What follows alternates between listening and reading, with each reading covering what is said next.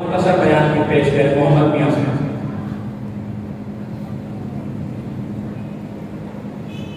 الحمد لله وحده والصلاة والسلام على من لا نبي بعده.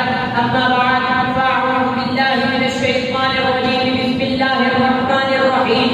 ما كان محمد أبا أحد من رجالكم ولكن رسول الله وخاتم النبيين وكان الله بكل شيء عليما. وقال النبي صلى الله عليه وسلم أنا خاتم النبيين لا نبي بعدي أو كما قال عليه الصلاة والسلام.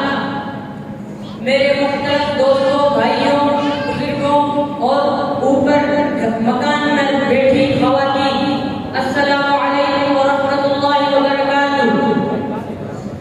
پاکستان میں اس وقت قادیانیوں نے ایک گروہ اکٹھا کھڑا کر رکھا ہے کہ ہمیں مذہبی آزادی دی جائے. پاکستان میں کس چیز کی مذہبی آزادی؟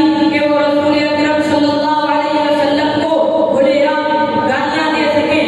اس چیز کی آزادی ان قادیانیوں کو چاہیے. میں یہاں زیادہ گفتگو کرنے نہیں آیا. میں آپ حضرات سے پوچھتا ہوں کہ ان کو مذہبی آزادی دینے کی اجازت دیں گے؟ نہیں دیں گے انشاءاللہ تعالی.